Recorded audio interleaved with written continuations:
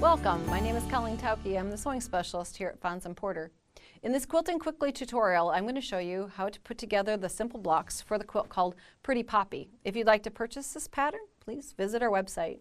We're going to be using a really gorgeous stylized poppy print, a large print. We're using strips from the whole entire line so that you get that watercoloring effect in the background. Then we're using an accent of kind of a charcoal gray, kind of looks like almost like a dandelion that's gone to seed, and then finish with a great red border. So in order to get started from that stylized large print, because sometimes you find a line of fabric that has a large print and you're thinking, how do I use that? This is perfect for that. You're going to be cutting those 8.5 inch squares that go into the center of those focus blocks that we have here. And we're going to be using, let me move these out of the way just for a moment. Here we go.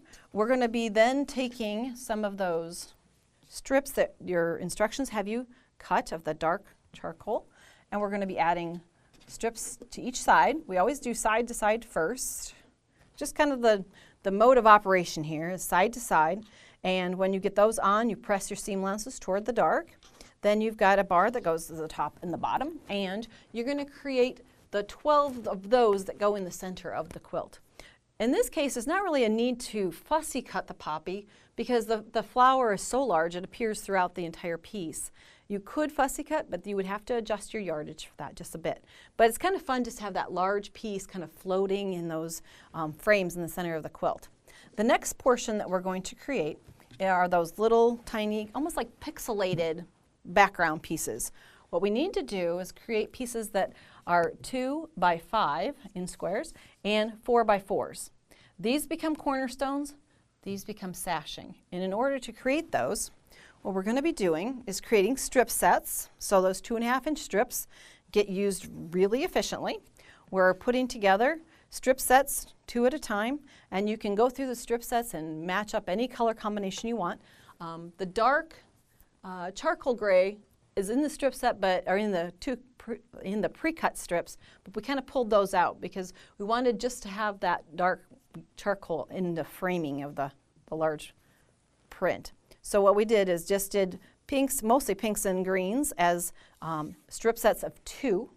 Now in order to create the ones for the 4 patch, I'm going to put these right sides together. I've got 2 strip sets already created. I'm nesting them together, and then I'm going to cut off the units that I need for my 4 patch. And then they'll be matched up and ready to go right to the sewing machine right away. Now these are cut at 2.5 inches. So I'm going to overcut my first one because the edges aren't perfectly straight here. I'm lining up a line on my ruler with a stitching line in my strip set, making my first cut, rotating this around. Now I'm matching it up with the 2.5 inch line here.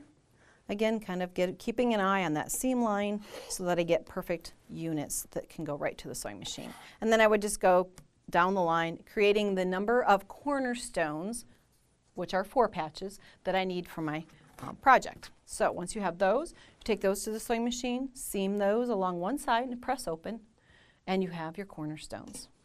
The same thing is going to be happening with this larger strip sets here, except that we're putting together, instead of just 2 strips, we're putting together 5. So you want to mix up your pinks and greens, or the fabrics of your choice. Again, you can do the same thing, right sides together. And if you've pressed all of your seam allowance on one strip set in one direction, all the seam allowance in the opposite direction on the second, as you match them up, you could have them ready to go. But in order to keep it really scrappy, you may want to cut them each individually because you don't want to, maybe you don't want to pair them. There are quite a few different strip sets you're going to be creating with 5 in them. So go according to the pattern, cut the number of units, subunits you need, and then join 2 together in a seam like this.